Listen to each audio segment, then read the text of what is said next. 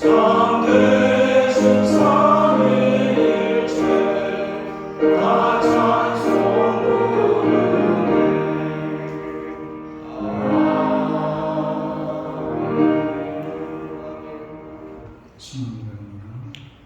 전능하사 천지를 만드신 하나님 아버지를 내가 믿사오며 그의 아들 우리 주 예수 그리스도를 믿사옵니다.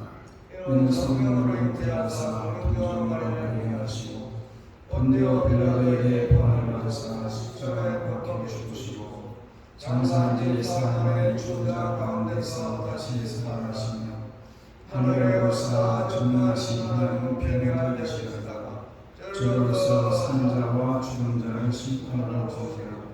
성령을 믿사오며 거룩한 공예와 성도가 세우는 것과 죄를 사하여 주시는 것과 몸이 다시 사는 것과 영원히 사는 것을 믿사옵나이다. 우선 한번 인사하십니다. 적어주시기 바랍니다.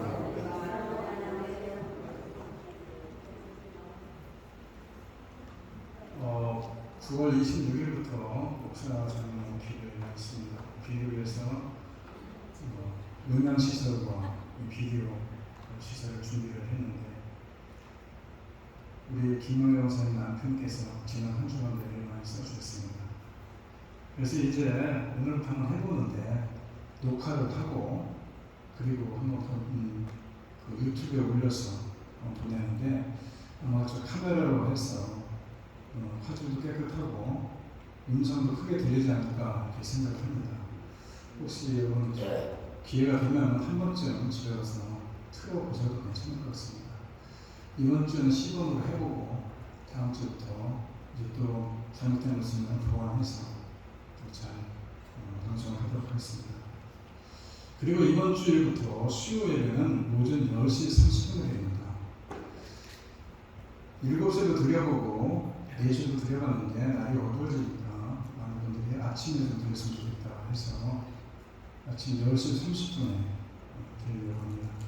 이번 주부터 새롭게 시작하는 거니까 여러분들이 좀 기억해 두셨다가 아침 10시 30분에 좀 나와서 많이들 참여해 주시면 좋겠습니다. 찬양하면서 흥분하겠습니다.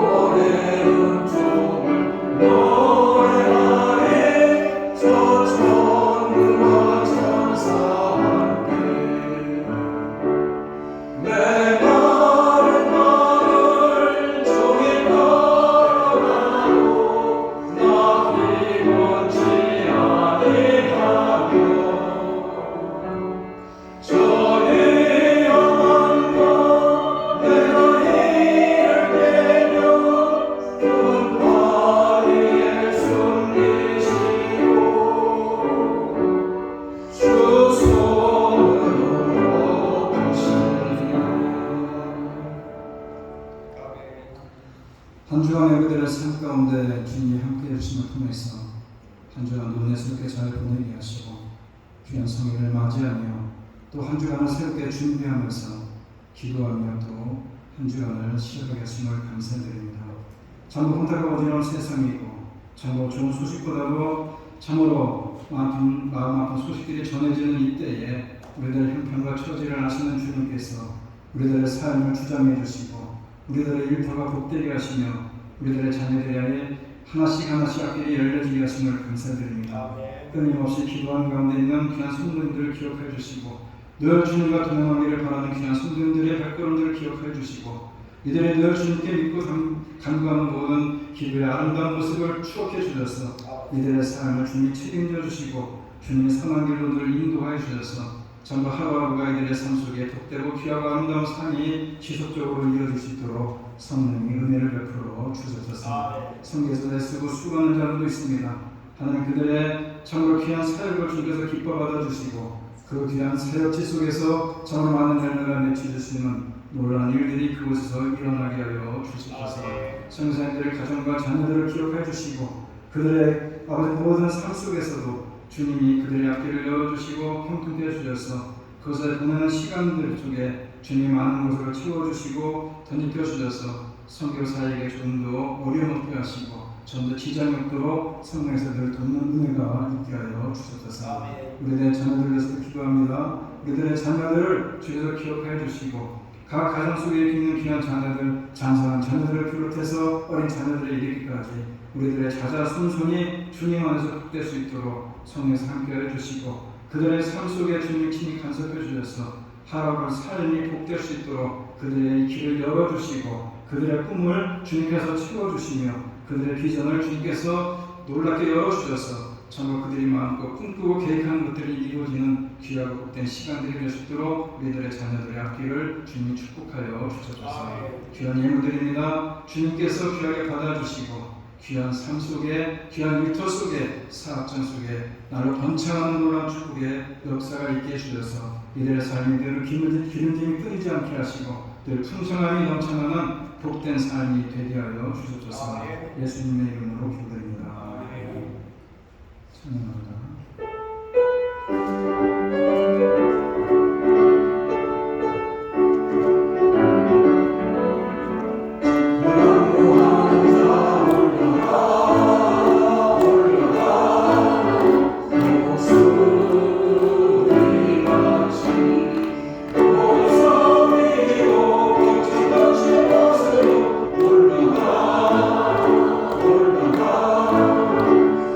주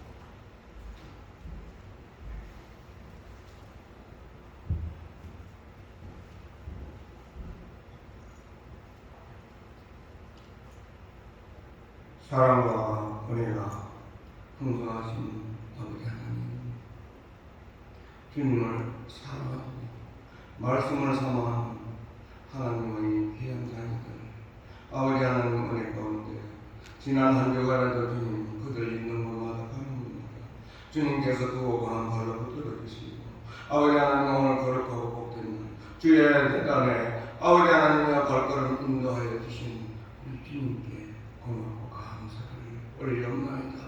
어려운 세상 속에서도 아버지 하나님 수많은 질병 속에서도 아버지 하나님 수많은 사고 속에서도 아버지 하나님 저희들 다 지난 한 주간 우리 하나님 은혜 가운데 저희들 붙들어 주셔서 오늘도 건강한 몸으로 주의 자단에 달려나왔습니다.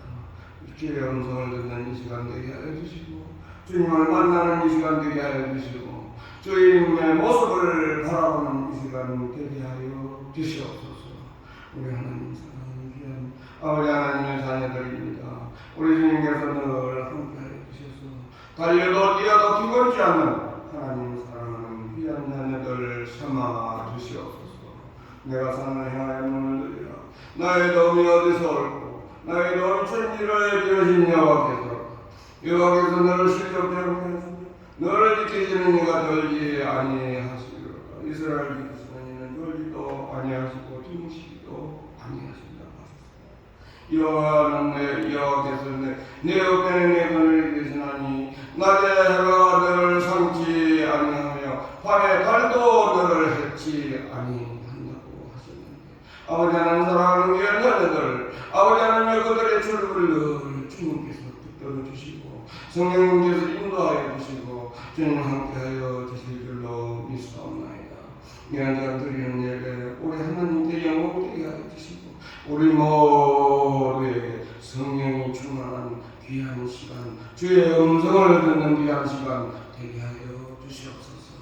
아버지 하나님 이 시간도 지구촌 곳곳에서 하나님 아버지 귀한 말씀을 들고 아버지 하나님여 주님 말씀을 외치는 귀한 선교사님들 이런 시간도 아버지 하나님 주님께서 그들을 크고 강한 불로 붙들어 주셔서 하나님 귀한 말씀 아버지 하나님의 사마리아 땅 끝까지 전달할 수 있는 귀한 선교사님들 되게 하여 주시옵소서.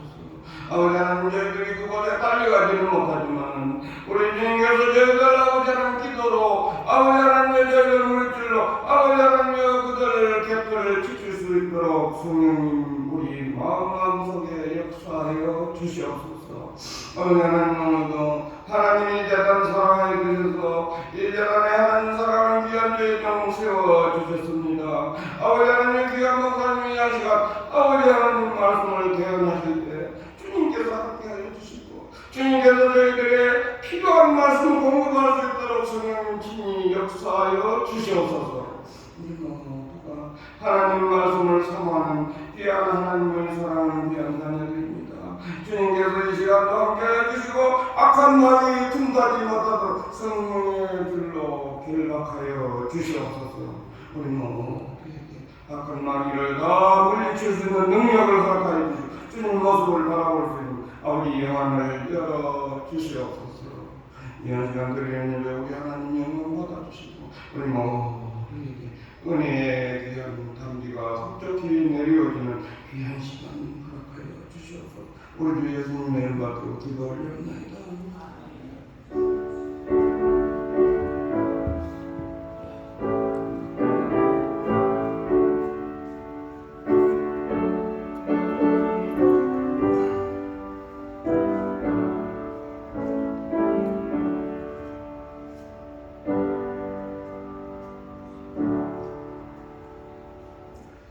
저는 기도하겠습니다. 오늘 말씀은 시편입니다. 55편입니다. 6절부터 8절을 제가 공독합니다. 나는 말하기를 만일 내가 비둘기같이 날개랬다면 날아가서 편히 쉬리로다. 내가 멀리 날아가서 광야에 머무리리로다. 내가 나의 피난처로 속히 가서 폭풍과 강풍을 피하리라 하였도다. 아멘. 참 혼탁한 세상 속에 살아가고 험난한 세상 속에 살아가지만은 우리들에게 믿음의 날개를 주시고 기도의 날개를 주시고 신앙의 날개를 주셔서 정말 마음과 독수리가 날개치며 올라간 것이 주님께 날아감을 통해서 정말 우리가 필요도 있게 하시고 어려움도 있게 하시고 정말 주님이 주시는 능력을 공급받아서 정말 힘있게 살아가는 그들 가운데 우리 모든 신령들이 될 수 있도록 성령이 함께하여 주옵소서. 예수님의 이름으로 기도드립니다. 아멘. 자유로운 새가 있었습니다. 다른 새들과 마찬가지로 하늘을 날고 열매를 따먹으며 맑은 목청을 자랑했습니다. 그런데 그 새에게는 한 가지 습관이 있었는데 자신에게 어떤 일이 일어날 때마다 그것이 좋은 일이든 나쁜 일이든 작은 돌 하나씩을 모았습니다. 그리고 자신이 모은 돌들을 분류하면서 즐거운 일이 떠오르면 웃고 또 슬픈 일이 기억나면 울었습니다. 새는 언제나 그 돌들을 가지고 다녔습니다. 그 돌들을 결코 잊은 적이 없었습니다. 세월이 흐르면서 새는 더 많은 돌들을 갖게 되었고 늘 그런 식으로 과거의 일들을 떠올리면서 돌들을 분류합니다. 마침내 돌들이 무거워져서 새는 하늘을 나는 것이 점점 힘들어졌고 어느 날은 더 이상 날 수가 없게 됐습니다. 몇 년 전까지만 해도 하늘 높이 날던 새는 이제 땅 위를 걸을 수조차 없게 됐습니다. 혼자서는 한 걸음도 움직이기 힘들었습니다. 몇 날을 따먹을 수도 없었습니다. 이따금 내리는 비에 겨우 목을 축일 뿐이었습니다. 하지만 새는 끝까지 견디면서 자신의 소중한 돌들을 지켰습니다. 얼마 후에 새는 굶주림과 목마름으로 죽었습니다. 그 새를 떠올리게 하는 한 무더기에 쓸모없는 돌덩이만 남긴 채 새는 숨졌습니다. 류시화 시인의 새는 날아가면서 뒤돌아보지 않는다라는 책에 나오는 이야기입니다. 오늘 현대인의 모습을 보여주는 이야기라고 생각합니다. 과거에 묶여서 날지 못하는 사람들의 모습을 새로 비유해서 잘 보여주는 이야기라고 생각이 듭니다. 사실 새들은 오늘과 하늘을 힘차게 날고 있습니다. 왜냐? 과거에 매였지 않기 때문에 그렇습니다.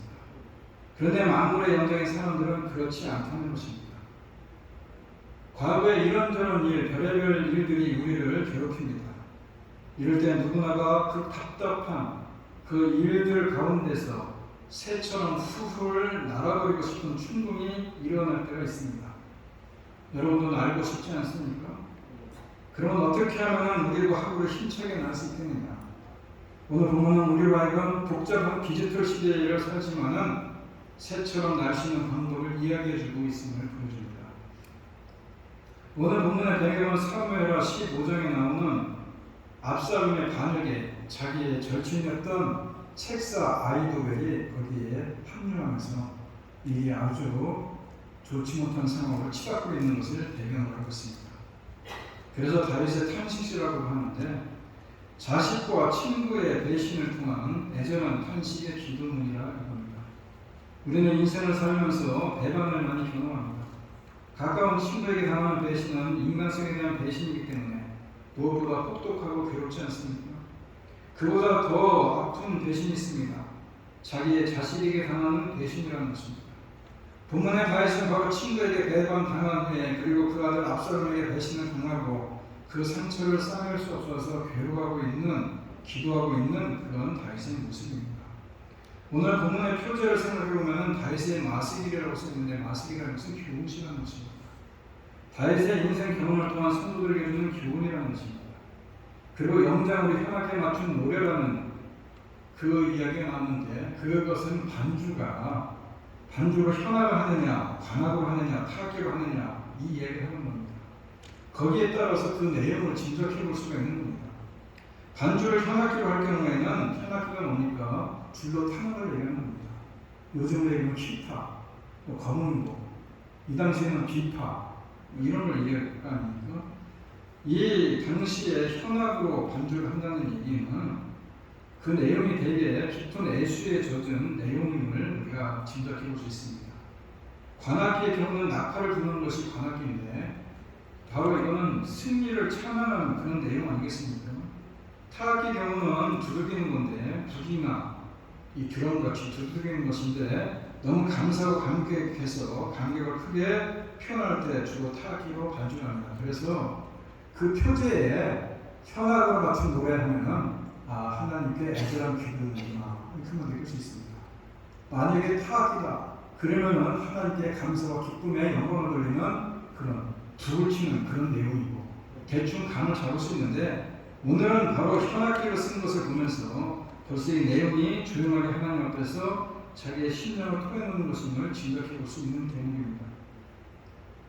본문에서 다시 말합니다. 나에게 비둘기처럼 날개가 있다면 그 날개를 활짝 펴고 날아가서 나의 보금자리를 만들 수 있으련만 내가 멀리 날아가서 광야에서 머무를 수도 있으련만 광풍과 폭풍을 피할 은신처로 서둘러서 날아갈 수 있으련만 다윗은 엄청나게 지금 괴로워하고 있는 겁니다. 친구가 정확하게 누구인지 모르지만은 많은 신학자들은 아마 가까이서 보필하고 함께 성전에 나가서 예배하고 함께 옆에서 늘 책상 노릇을 했던 아이도벨이라 이렇게 말씀을 하는데 어찌됐건 저녁과 아침과 정오 온종일 근심하며 탄식을 하고 있습니다.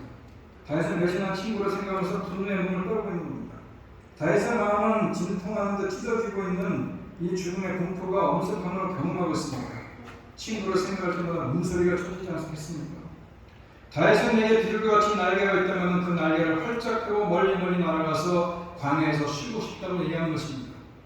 상처를 입힌 이가 보이지 않는 곳에서 그 고통을 잊을 수 없는 곳에서 내가 피난처로 찾아서 숨고 싶다 이런 얘기입니다.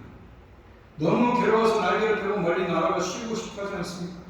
그러나 그 날개를 펴고 멀리 날아간다 해도 지친 마음을 미움과 원망을 다 잊고 쉴 수 있는 곳은 세상에서 어느 곳도 없다는 겁니다.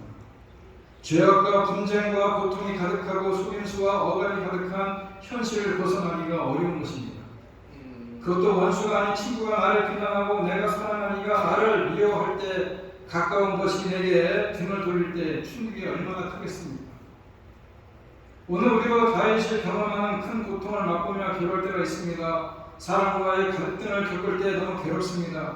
누군가의 그것도 가까운 이에게 얻었던 믿었던 이에게 배신을 당하면 참으로 황당합니다. 무엇보다도 잊고 싶은데 잊혀지지 않습니다. 잊으려고 하는데 또 생각이 많이 나고 속에서 쓴물이 올라오지 않습니까? 미움과 원망과 분노와 증오가 마음에 가득 차게 되고 계속 상처를 묵상하며 괴로워하지 않습니까? 그러다 보면 몸도 쇠전해 가는 것이고 온몸 자체가 아무것도 할 수가 없습니다. 마음은 괴롭고 온몸이 다 아프지 않습니까?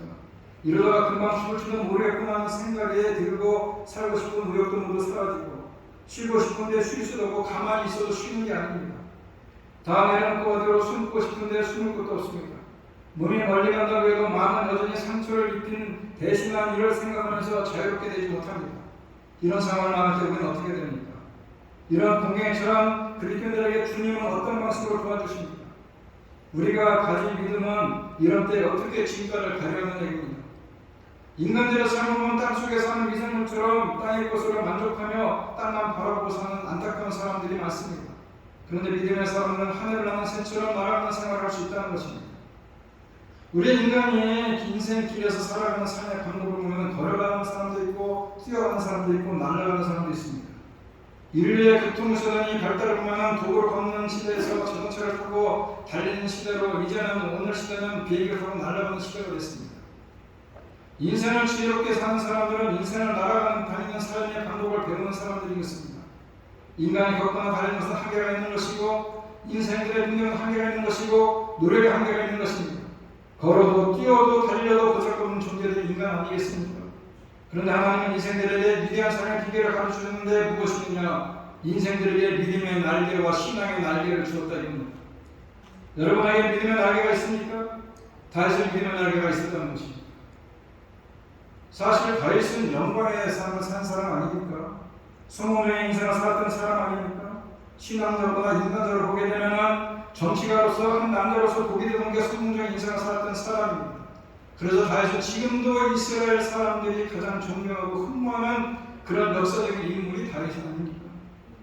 그런데 그도 한때는 죽음의 골짜기를 드나들던 사람입니다. 성경의 표현대로는 음침한 상황의 골짜기를 수도 없이 지나간 사람이 다윗 아닙니까? 그때마다 다윗은 믿음의 날개로 활벌 날아가고 그래서 참으로 멀리 보면은 영광스러운 삶을 살았고 성공적인 삶을 사는 것처럼 볼지 모르겠지만 성경에 들여다보게 되면 사무엘 하에 보게 되면 엄청난 많은 시련과 많은 그 도피 생활 18년간 도망다니는 그런 삶 속에서 음침한 상황의 골짜기를 걸을 때마다 하늘신 믿음의 날개를 헐헐 날아서 정말 영광스럽고 성공에 사는 사람이 다윗이다 이겁니다. 저는 이 시간 우리 성도들이 날개 있는 비둘기처럼 이 험악한 광야 같은 인생을 날아가서 편히 쉴 수 있는 삶이 되기를 바라면서 오늘 우리에게 날개가 있다는 이런 제목으로 함께 말씀을 살펴보고 있는 것입니다. 여러분 행여나 여러분들 중에서 마음이 근심으로 편치 못한 분이 있습니까? 탄심과 한숨이 있습니까? 답답한 일들로 우겨싸움을 당하고 있습니까? 아니면은 세상에 갇힌 새처럼 여러분의 가정생활에 답답함이 있습니까? 왠지 마음이 울적하고 공허해서 삶의 허물을 느끼는 사람들이 있습니까? 이 시간 믿음의 날개를 달고 하늘을 날며 하나님의 참 평안을 맛보는 그런 삶이 되기를 소원합니다. 오늘날도 수없이 많은 사람들이 믿음의 날개를 달고 인간의 힘으로는 불가능해 보이는 놀라운 일들을 기적을 체험함을 통해서 위대한 승리를 사는 사람들이 많이 있다는 것입니다. 믿음은 하나님께서 인생들에게 달아주신 날개인 것이고 은총이란 선물이라는 것입니다. 요한일서 5장 4절을 보게 되면 대장을 끌고 난 자마다 세상을 이기느니라. 세상을 이기는 이것이니 우리의 믿음입니다. 믿음이 세상을 이길 수 있다 이런 얘기 아니겠습니까? 믿음이란 반드시 상대가 있습니다. 믿음의 상대가 사람일 수도 있고 권세일 수도 있고 돈일 수도 있지만은 세상 사람들은 믿음의 상대를 그렇게 붙잡고 있지만은 우리 믿음의 상대가 하나님 아닙니까? 이 말씀을 가진 사람들이 복을 받는 것입니다. 이런 믿음의 날개를 가지고 믿음의 날개를 활활 필 수 있는 사람들만이 성공적인 삶을 살 수 있는 것이고 행복한 삶을 살 수 있다 이런 얘기입니다. 또한 우리가 이 세상을 높이 날아가며 살 수 있는 신앙의 날개는 기도라는 것입니다. 기도하지 않는 신앙은 날개를 달고 있지만 걸어다니는 새와 같습니다. 하나님 주신 이 엄청난 믿음의 날개를 기도로 움직여야 된다 이런 얘기입니다. 본문의 주인공 다윗은 기도의 사람입니다. 16절과 17절 오늘 본문 읽진 않았지만 제가 한번 읽어드리겠습니다. 나는 하나님께 부를 지지리니 여호와께서 나를 구원하시리로다. 저녁과 아침과 정오에 내가 근심하여 탄식하리니 여호와께서 내 소리를 들으시리로다. 얼마나 확신 있는 기도를 드리고 있습니까? 내 인생의 문제를 하나님께 아뢰는 기도와 나의 부르짖는 간구를 하나님께서 들으신다는 그런 확신이 내 인생의 짐을 해결하는 그런 척결이다, 비결이다 이런 얘기입니다. 여러분 이 기도는 믿는 자에게 주어진 최상의 특권 아닙니까? 응답은 기도하는 자가 누릴 수 있는 최고의 특권 아닙니까? 여러분 기도가 살아야 내 인생이 사는 것입니다. 기도가 살아야 마귀가 도망가는 것입니다. 기도가 살아야 승리가 찾아오는 것입니다. 기도가 살아야 행복이 찾아오는 것입니다. 기도가 살아야 이제 주님이 여러분들을 위해 일하신다 이겁니다. 가정의 기도는 온 가족의 짐을 해결하는 능력이 있습니다. 기도가 살아야 모든 것이 살아나는 것입니다. 왜 그렇습니까? 하나님께서 인간의 짐을 해결할 때 열어놓을 수 있는 방법은 기도밖에 없다 이겁니다. 다윗의 말기는 기도였습니다. 근심하며 탄식하는 중에 하나님이 들으시는 그래서 아내는 무거운 짐을 오직 기도로 주님께 모두 맡기지 않습니까?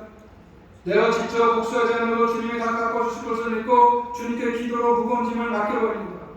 주님을 바라보면서 기도하면서 괴로움에서 벗어나면서 다 잊고 주님의 품 안에 힘을 누리지 않습니까? 그러자 분노가 가라앉고 원한도 사라지는 것입니다. 고통도 사라지고 두려움도 없어지는 것입니다. 대신에 평안이 밀려오는 것이고 그 과정을 통해서 주님을 경험하며 믿음이 아름답게 성숙해지는 그런 모습이라는 것입니다. 우리가 예수를 잘 믿어도 세상에서 살아가다 보면 주위 사람들에게 상처 입고 배신을 당할 수 있습니다. 그런데 많은 그리스도인들이 누군가에게 상처를 입거나 배신을 하거나 하면 기도하려고 하지 않습니다. 기도하지 않고 분노와 미움으로 가득 차서 탄식을 하고 원망을 쏟아냅니다.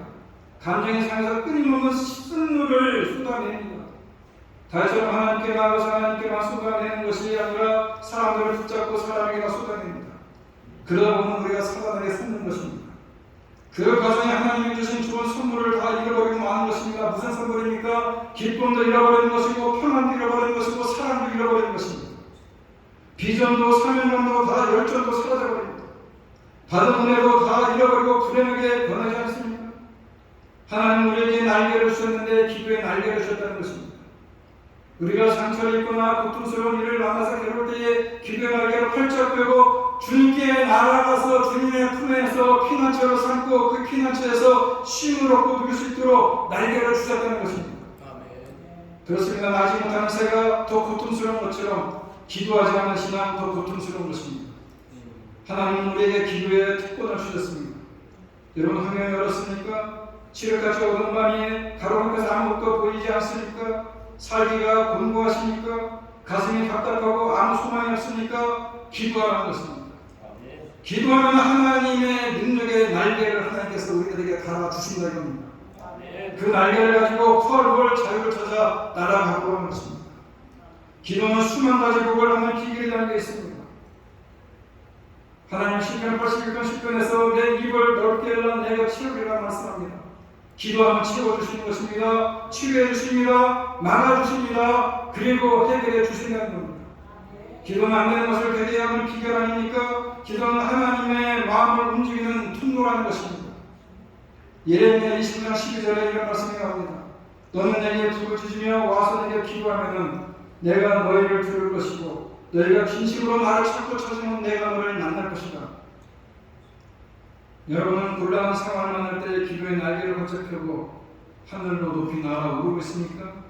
자신에게 날개가 있다는 사실조차 까맣게 잃어버리고 그 자리에서 벗어나려고 몸부림치며 주저앉아 있지는 않습니다. 알바트로스라는 두택하는 연안에 서식하는 멀리 날고 높이 도는 새가 있습니다. 비행이 가능한 조류 중에서 가장 큰 새가 알바트로스라는 새라고 해요. 날개를 한번 쭉 펴면은 이쪽에서 이쪽까지가 한 4m 된다고 해요. 모든 생명이 거친 비바람과 폭풍우가 몰아치면은 그것을 피해서 숨지만은 그때 알바트로스는 숨지 않고 당당하게 절벽에 서서 비상을 준비합니다. 그리고 바람이 거세질수록 바람의 몸을 맡기고 절벽에서 뛰어내려 비상을 합니다. 폭풍을 치는 그때가 알바트로스에게는 비상할 수 있는 정말 눈물 같도록 아름다운 기회라는 것입니다. 거대한 날개로 6일 동안 한 번의 날개짓도 없이 날아갈 수 있고 2달 만에 지구를 한 바퀴 돌 정도로 세상에서 가장 멀리 가장 높이 나는 새 알바트로스. 한 번도 쉬지 않고 먼 거리를 날 수 있는 이유는 강한 바람을 이용하고 그리고 기류를 파악해서 비행한다는 겁니다. 그런데 크고 긴 날개를 이용해서 가장 높이 가장 멀리 날 수 있음에도 사람이나 짐승에 공격을 받으면 긴장해서 날아버리는 것을 잊어버리고 만다는 것입니다. 그렇게 사람이나 짐승에게 쉽게 잡아먹혀서 지금 멸종 위기에 있다고 합니다. 바보사라고 불리는 알바트로스를 하늘에서는 왕자지만 땅에서는 비참한 신사라고 노래한 시인도 있습니다. 우리의 그리스도인들도 누군가에게 공격을 받거나 위기 때에 기도의 날개를 펴기만 하면 세상 사람들과 달리 우리는 높이 올라가서 참으로 높이 하나님을 바라보면서 참으로 날아갈 수 있는데, 그런데 많은 그리스도인들이 공경에 빠지면은 너무 긴장한 나머지 기도하는 것을 까맣게 잊어버리고 뒤뚱거리며 스스로의 힘으로 위기를 극복하려 하다가 사단에 발이 되고 스스로 온문에 빠져서 쇠락해가는 모습들을 흔히 볼 수 있지 않습니까? 그러나 기도를 잊지 않은 그리스도인들은 위기의 순간에 더 반전을 일으킬 수 있다고 합니다. 기도의 날개를 펴는 그리스도들은 알바트로스가 폭풍을 뚫고 하늘 높이 나는 것처럼 어떤 역경도 해치고 위대한 삶을 살아갈 수 있는 사람들이 기도의 날개를 가지고 있는 사람들이고, 어렵고 힘들고 위기의 때마다 날개를 펴고 하늘을 피 날아가고 하나님을 향해 날아갈 때에 하나님께서 그에게 능력의 날개를 달아주시고 힘의 날개를 달아주셔서 그 모든 것을 이기고 승리할 수 있다, 이런 얘기입니다.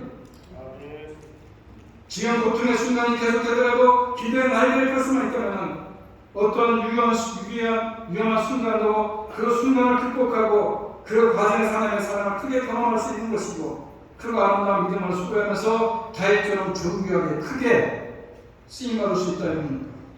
여러분 모두 기도의 날개를 활짝 펴서 지금 처한 위험을 극복하고 하늘을 피 날개되기를 간절히 바랍니다. 아멘. 마지막으로 왜 신앙의 날개를 펴지 못하고 있느냐? 믿음을 적극적으로 활용하지 않기 때문에 그렇다는 것입니다. 할 수 있다는 믿음만이 위대한 일을 할 수 있지 않습니까? 할 수 있거든요. 무슨 말이냐, 믿는 자가 능치 못할 일이 없느니라고 우리가 잘 되뇌기면서 머릿속으로는 잘 알면서 또 또 믿음이 성장하지 않으면 그 믿음이 성장하는 노력을 해야 되는데 아는 것에서 그치기 때문에 우리가 성장하지 못한다는 것입니다. 모든 것을 할 수 있다는 그런 믿음을 우리는 지식적으로 알고 또 머리로는 알고 있는데 생각할 때는 생각할수록 의식이 우리를 떠나지 않고 그리고 따지려고만 들기 때문에 믿음이 성장하지 않는다는 것입니다. 여러분, 하나님의 말씀을 확실히 믿으라는 것입니다.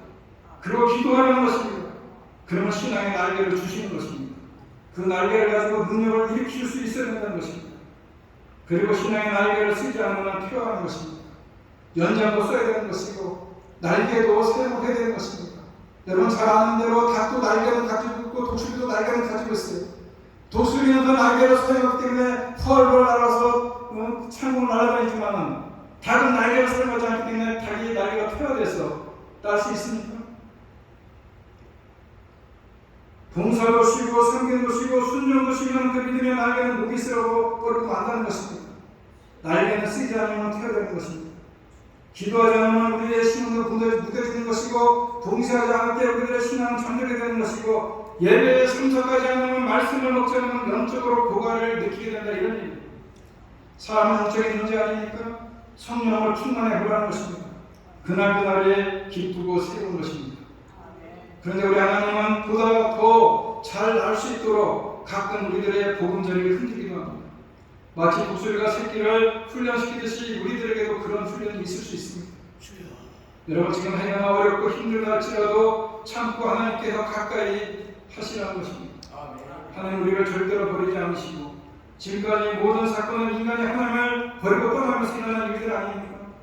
조심할 것은 신앙에서 날마다 겸손하고 그래서 사도 바울이 너희가 손줄로 말할 것은 너무니까 조심하고 권면하면서 믿음의 날개를 단 자답게 그런 권면을 하지 않습니까? 믿음의 날개를 강하게 달았던 사도 바울이 승리의 고백을 하지 않습니까? 고린도서 4장 7절을 보게 되면 우리가 이 보배를 질그릇에 가졌으니 이는 능력의 힘이 큰 것이 하나님께 있고 우리에게 있지 아니함을 믿게 하려 함이라. 우리가 사방으로 우겨쌈을 당하여도 쌓이지 아니하며 답답한 일을 당하여도 낙심하지 아니하며 핍박을 받아도 버림받지 아니하며 거꾸름뜨림을 당하여도 망하지 아니한다고 고백하지 않습니까? 여러분 믿음의 날개를 단 영혼은 이 세상을 이기고 승리할 수 있다 이런 얘기입니다. 유한양행이라고 한국에 유명한 제일교사가 옛날에 있었습니다. 그 노량진에 우리가 학교 가면서 지나가다 보면 노량진에 유한양행이라고 그 빌딩에 꼭대기에 유한양행 이렇게 써있는 게 있었는데 그 유한양행을 지은 사람이 유희랑이라는 분이신데 그분이 9살 때 미국 감리교 선교에서 후원을 해서 그 가족이 미국에 이민을 갔습니다. 그래서 예수를 영접하고 기독교 가정으로 성장합니다. 그래서 후에 사업에 성공하고 근데 이때가 일제강점기인데 조국에 한번 방문해 보니까 너무 가난하게 살기 때문에 한국의 약품을 만드는 회사를 설립하고 결심하고 결국 유한양행이라는 것을 설립을 합니다. 그분에게 참 좋은 이야기가 너무나 많지만은 그분이 자기의 모든 재산을 사회에 헌원해서 한때 많은 사람들에게 좋은 이야기가 회자되게 됐지만 그분이 이런 얘기했습니다. 어제는 한낮 꿈에 지나지 않고 내일은 하나의 환상일 뿐이다. 얼핏 들으면 별일도 아닌 것 같아요. 하지만 최선을 다한 오늘은 어제를 행복한 꿈으로 만들고 내일을 희망의 비전으로 변화시킨다. 가만히 들여다보면 이분이 말이 정말 귀한 말씀 아닙니까? 우리가 그저 생각하기에는 어제는 한낮 꿈에 지나지 않고 내일은 하나의 환상일 뿐이지만은 최선을 다한 오늘이 있기 때문에 어제를 행복의 꿈으로 만들 수 있는 것이고 내일을 희망의 비전으로 변화시킬 수 있다 이런 얘기입니다. 그래서 매일매일을 믿음으로 기도하며 하루하루를 산 사람이라고 본인이 고백합니다. 그래서 어제도 내일도 은혜의 날들이 계속되었다 이렇게 고백한 사람이 이 유한 회장입니다. 그가 한국에서 사업을 할 때가 일제강점기 말이었고 그리고 후에는 군사 독재 시절이었습니다. 남들은 모두 타협을 하는데 어려운 상황 속에서도 타협하지 않습니다. 그래서 이분이 한때 정치자금을 내지 않아서 세무조사를 받았는데 아무리 털어도 먼지 하나 나지 않는 그런 회사라고 세무사들끼리 평을 받을 정도로 깨끗한 회사가 이 회사입니다. 그래서 알다시피 군사독재시간 시절에 이 정치자금이 되지 않았으니 얼마나 살기 힘들었겠습니까? 그럼에도 그 어려운 상황에서도 믿음의 날개로, 기도의 날개로 모든 부정과 부조리를 넘어서 하늘을 나는 새가 되었다라고 평가를 합니다. 초지일관 삶의 원칙을 지켰습니다. 믿음과 기도의 삶이 몸에 배인 사람이었습니다. 그래서 그는 참으로 남들이 보기엔 존경받는 그런 세상의 사람이 되었을 뿐만 아니라 하나님 앞에서도 참으로 귀하게 쓰임받은 사람이 이 유일한 표정이라는 것입니다. 오늘 우리도 마찬가지입니다. 우리들에게 주신 하나님의 날개가 있습니다. 무슨 날개입니까? 믿음의 날개와 기도의 날개입니다.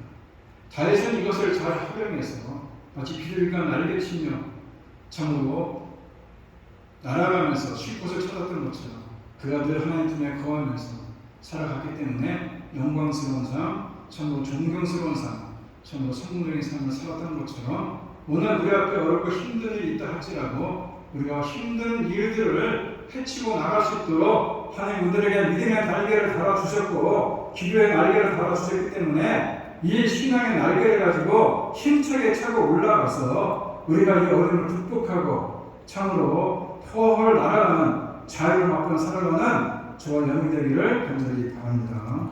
다 같이 일어나서 찬양을 합니다. 여러분 현실이 어렵습니까? 세상 같은 문제 앞에 짓눌려 있습니까? 그 모든 것보다 더 크신 하나님이 나의 아버지 아니십니까?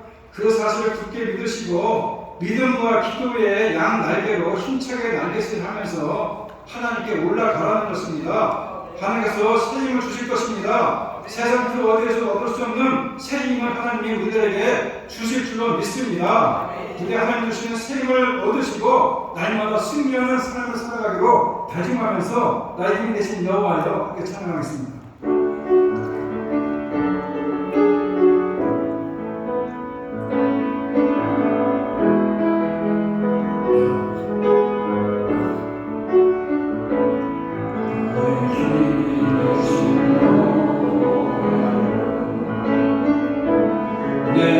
주님을 사랑합니다. 주는 나의 반석이시며 나의 요새이시며 주는 나를 던지시는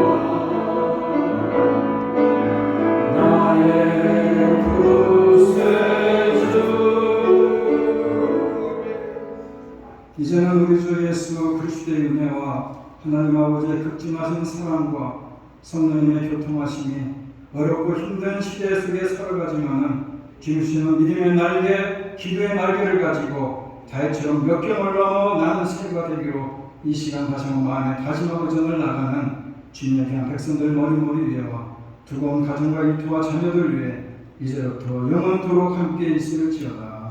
아멘.